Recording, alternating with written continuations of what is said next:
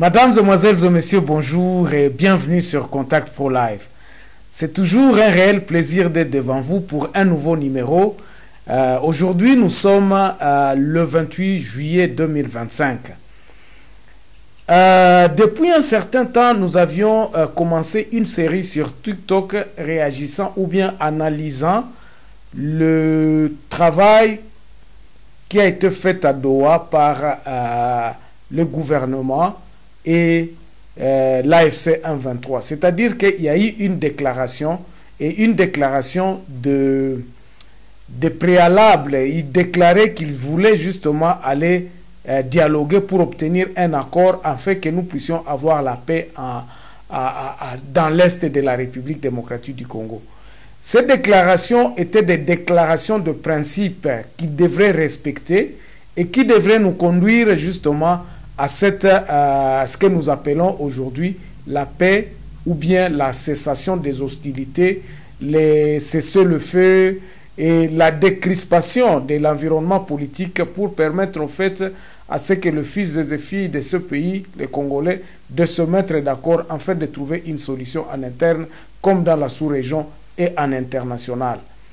Alors aujourd'hui, il se fait que cette déclaration, donc les principes ont déjà été bafoués. Les uns les autres commencent à donner des préalables pour qu'on rentre plus à Doha. Alors, dans cette émission, nous allons justement parler de ça. Et puis, il y a un deuxième volet que nous allons prendre, l'attitude. Parce que des déclarations qui viennent des uns et des autres nous fait vraiment peur que la paix ne soit pas pour demain. Alors, comme d'habitude, dans nos numéros, nous vous donnons le grand titre à la une des journaux qui paraît ce matin sur Internet. Aujourd'hui, je vous rappelle que nous sommes le 28 juillet 2025 et c'est un lundi. Nous allons voir le tempo, comment est-ce que nous allons commencer la semaine par les journalistes qui développent l'actualité à partir de Kinshasa. Ces journaux sont crédibles et ils nous diffusent des informations qui sont vraiment fiables. Suivons les grands titres et puis nous revenons tout de suite après pour le développement de notre sujet. Voici les grands titres à la une des journaux qui paraissent ce matin sur Internet. Nous commençons par élection-net.com. Économie RDC, les deux avancées majeures dans le commerce extérieur. Et puis à Kassai, le chef du groupement Kibulungu assassiné. Voici les pourquoi de la COFEDEC qui s'oppose au procès contre Kabila. On va sur actualité.cd. Ici, à Beni, la police renforce la sécurité dans le centre de passation d'Exeta. Plus de 6000 élèves finalistes passent leurs épreuves. Déclaration de Doha. Selon l'AFC 123, la restauration de l'autorité gouvernementale renvoie à un nouvel ordre politique et non fixé. Le regard sur les espaces sous son contrôle. Et puis, le ministère public requiert une année de prison ferme contre François Béat. Le plaidoyer prévu ce jeudi 31 juillet 2025. Goma, au moins 10 personnes tuées par balle et plus de 65 maisons cambriolées en juillet simplement.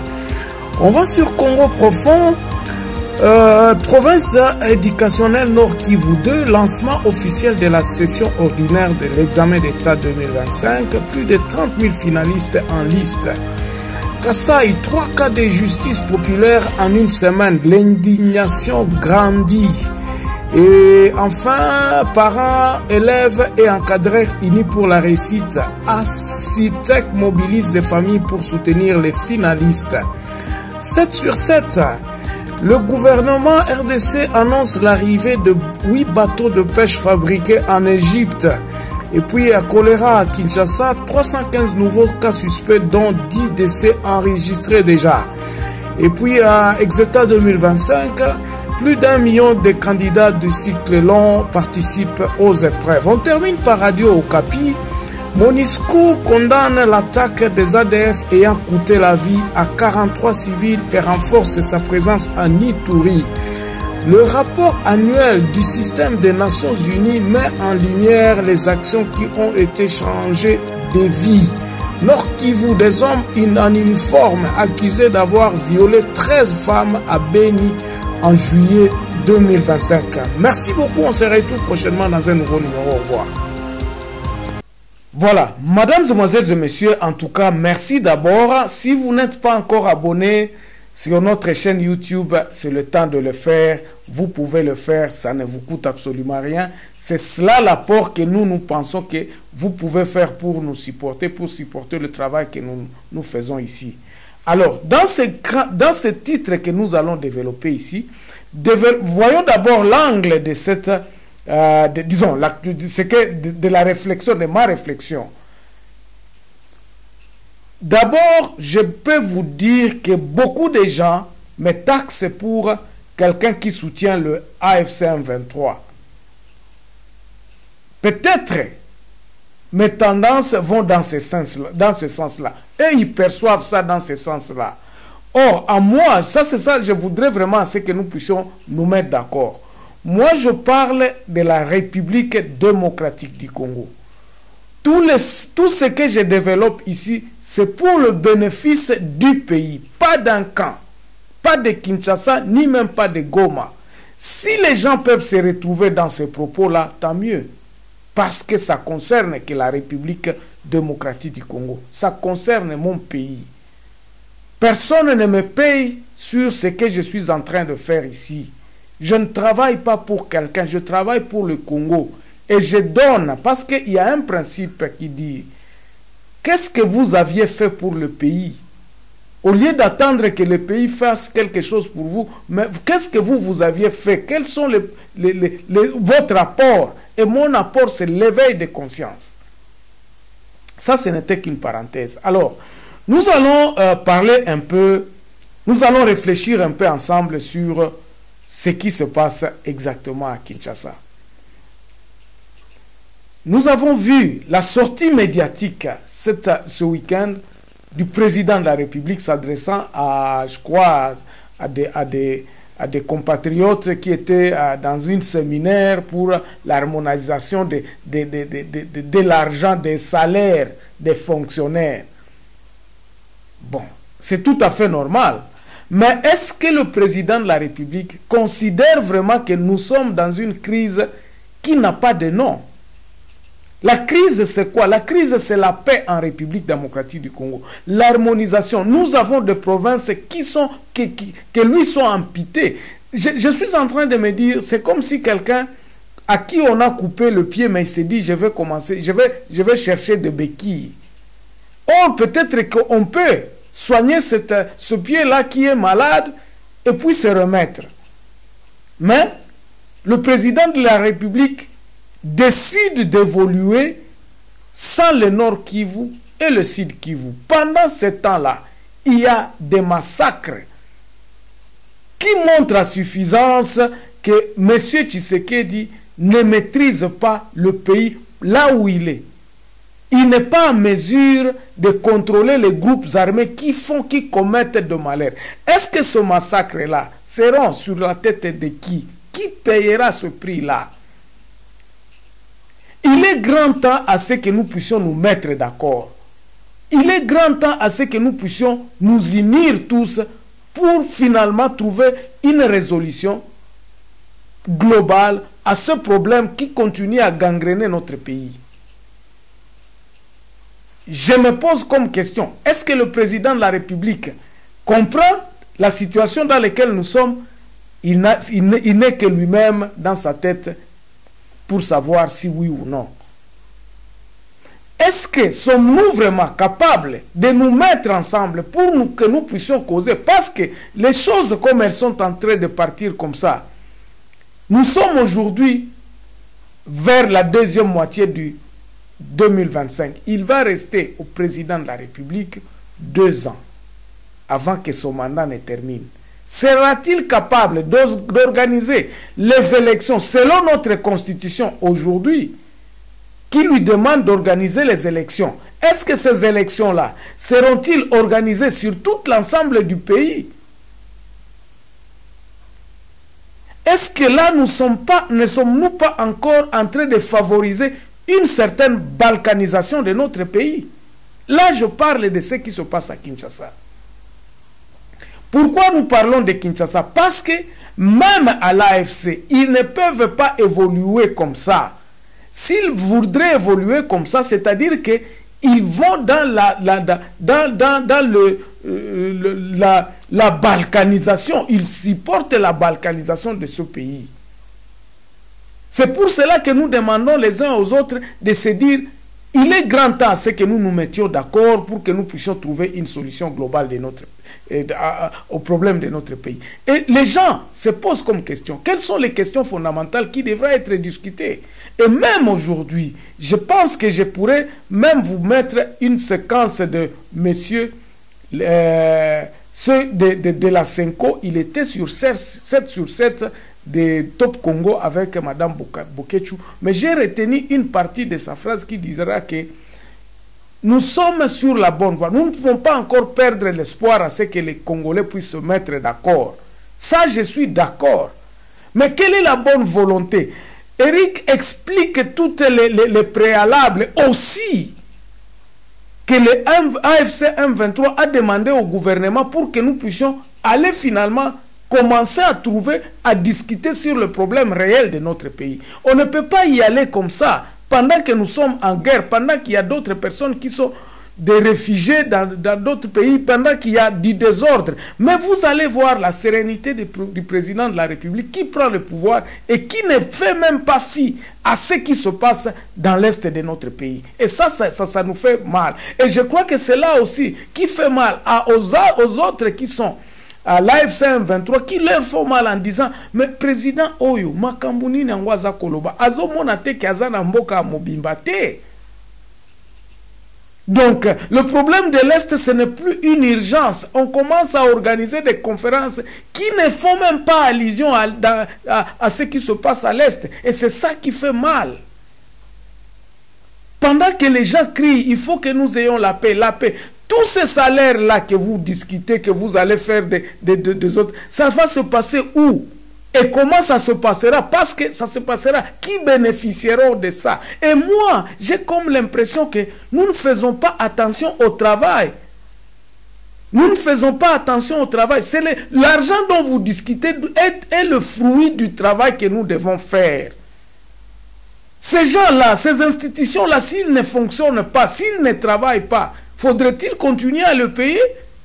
C'est-à-dire que ce qu'ils font ne produisent pas l'argent et viennent de quelque part et puis au comiko sopela batu bambongo bazo sala musala te. La refonte ou bien l'organisation même de nos institutions devra être pensée comment nous travaillons pour que nous puissions être productifs. Ce n'est pas simplement la vente de nos minéraux lorsque ça nous produit beaucoup d'argent et commencer à redistribuer l'argent à tout. Non, ce n'est pas comme ça. Nous devons travailler. Et ça, j'ai été content avec M. Eric Senga qui disait que non, il faudrait que nous puissions travailler pour que nous puissions préparer justement ce dialogue-là. Parce que tout le monde crie. Tout le monde veut ce dialogue-là. Qu'est-ce que ça va nous apporter, ce dialogue? Ce dialogue vous nous apportera quoi? C'est par là aussi que nous devons nous poser comme question. Le dialogue, ça ne se proclame pas que non, nous allons au dialogue. Non, non, non, non, nous devons travailler ça. C'est-à-dire que nous devons produire quelque chose qui va nous unir tous ensemble. Mais si nous ne faisons pas ça, nous pensons que le dialogue, non, ça doit se préparer. Nous devons savoir là où nous sommes en train de partir. Et ça, moi, passé. Hein? Moi, je me dis, c'est un peu difficile. Hein? C'est un peu difficile pour moi de penser, de voir comment est-ce que nous sommes en train de tergiverser pour que nous puissions nous mettre ensemble. Nous avons des intellectuels, nous avons de la crème. Mais cela n'empêche pas que nous pensions que nous aurons le butin, ça sera la paix en République démocratique du Congo, que tout le monde cherche. C'est cette paix que nous sommes en train de trouver. Parce que tout ce que vous discutez aujourd'hui ne se fera que lorsqu'il y aura la paix. Tout se fera lorsqu'il y aura la paix en République démocratique du Congo. Et cette paix, lorsqu'elle viendra, nous devrions encore aussi travailler pour que nous puissions réorganiser le pays. Ce n'est pas un gâteau qu'on nous mettra sur la table. Non, c'est impossible. Voilà, ça c'est ce que je voulais parler un peu de ce côté-là, dans les discussions et dans tout ce qui se passe. Mais maintenant, la chose la plus frappante, c'est l'attitude de personnes. Bande Konangaye, regardez un peu ce que dit l'AFC M23. Il n'a plus confiance à cette armée-là. Donc, il ne sera plus question à ce qu'on fasse de mixage. Et ils disent que non, il faudrait qu'ils puissent avoir le FARDC intégrer l'ARC. ARC, c'est l'armée révolutionnaire congolaise. Voilà comment nous avions déjà commencé à mettre des bipolarisations. Pourquoi? Quelles sont les attitudes qui sont reprochées au FARDC? Il y a des viols qui se font par les Maïmaï, par les FARDC et tous les supplétifs. Les massacres qui se font à Komanda, à la nuit de samedi à dimanche, qui s'est passé à Komanda, à peu près une affaire de 32 personnes vont massacrer une église. C'est-à-dire que le gouvernement n'est pas capable d'amener la sécurité de ce côté-là. C'est déplorable de notre part lorsque nous parlons de ça. C'est déplorable. Nous ne savons pas là où exactement nous sommes en train de partir. Et l'attitude, regardez comment est-ce que le FARDC gère ses militaires. J'aurais vraiment besoin d'avoir un peu de l'interview. On n'a pas de scandale des militaires de l'ARC. On n'a pas beaucoup de scandales. Ces gens-là, peut-être, scandale Moko Otomonaki Keno, il y a quelqu'un qui a été tué à bout portant. Et ça fait du mal. Mais les scandales qui se font aujourd'hui, du comportement même des policiers du FARDC, donc de ceux qui ont la sécurité entre leurs mains, chez nous, ça laisse à désirer. Ça laisse vraiment à désirer. Et là, il n'y a pas match. On ne peut pas cautionner ces histoires-là. Ou des soldats, des policiers en train de s'enivrer comme ça, des policiers traités de voleurs. Et ça ne se passe pas dans les territoires occupés, ça se passe du côté du gouvernement, où les gens pensent que tout est normal et qu'ils peuvent se permettre de faire du n'importe quoi. Sommes-nous dans quel pays, mes frères? Tozana Mboka Nini, ou bien Tozana Jungle, ou bien... Comment est-ce qu'on va nous respecter? Comment est-ce qu'on va nous respecter avec de tels comportements? C'est là où les bas blessent. Alors, du côté de Goma, du côté de l'AFC, moi je déplore une chose. Et ça, je peux vous le dire. Nous avons des vidéos des leaders de l'AFC qui se pavanent en cigare, en faisant aussi des fêtes. Messieurs, vous n'êtes pas encore arrivés. Ça, je vous dis, vous n'êtes pas encore arrivés. Et moi, s'il faudrait que je conseille ceux qui font la révolution, nous les avons vus dans leur comportement. Lorsqu'ils s'adressent, comment leurs... Tout est communication en politique. Lorsque vous commencez à vous pavaner, à vous montrer, à aller dans les hôtels, vous commencez à penser que c'est ça l'aboutissement de votre combat pendant que vous n'êtes qu'au début.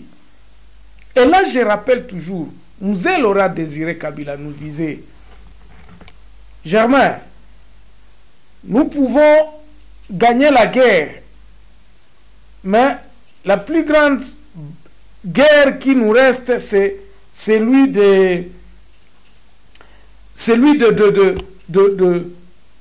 d'organiser le pays. Les armes, on peut gagner, on peut conquérir Kinshasa. Est-ce que vous êtes dans la posture de réorganiser ce pays? Je parle ici de l'AFC M23. Êtes-vous capable de mettre les Congolais D'accord. Mais cela va commencer par votre attitude. Ça ne viendra pas avec un petit bataille lorsque vous avez pris Goma et Bukavu, vous commencez à vous pavaner avec des cigares, vous commencez à vous enivrer, vous commencez à vous montrer que non, vous tous vous aviez conquis. Non, c'est cette attitude-là que les Congolais déplorent. Le Matuvi. À peine à Goma et à Bukavu, vous commencez à faire ça. Et lorsque vous serez à Kinshasa, ça sera comment? Ça sera comment? Ce sont des questions que nous sommes en train de nous poser. Ça sera comment? Et la revanche. Parce que vous êtes tous animés de cette histoire-là de Matuvi. Belle cravate, cigare, de whisky. Vous êtes en train de mentir que vous êtes en révolution. Et ça ne nous enchante pas. Ça ne nous enchante pas. Ça ne nous met en assurance que vous êtes en train de chercher une révolution. Et ça commence par votre attitude, vos parler, comment vous faites, vous entamer des actions. Moi, j'avais posé la question de dire, bien, c'est bien de demander à la population de balayer, tout ça, de faire la propriété. Non, c'est bien. Mais je dis non. Ça, ce ne sont que des situations temporaires. Le peuple continuera à perdre une journée de travail parce qu'ils doivent balayer devant leur porte. Non. Comme vous avez un territoire entre vos mains, mettez les gens au travail. Et le travail, ce sont des créations des entreprises fiables qui doivent faire ce travail. C'est ça le travail. Il n'y a pas un d'autre. Pourquoi ne pas recruter 4 000 jeunes, ou bien 5 000, ou bien 10 000, que vous allez commencer à payer chaque fin du mois, qu'ils fassent ce travail-là, et créer des sociétés qui s'en occuperont. Mais vous commencez à nous demander, non, vous devez payer les taxes, vous devez faire ceci. Ce sont ça les attitudes que nous déplorons et qui ne nous met pas en confiance que vous êtes dans le bon. Mais si vous êtes venu, si vous aviez des collaborateurs, si vous êtes venu avec, je ne sais pas, de multinationales qui sont en train de vous aider, qu'ils vous aident à créer déjà des compagnies et donner déjà du travail aux gens.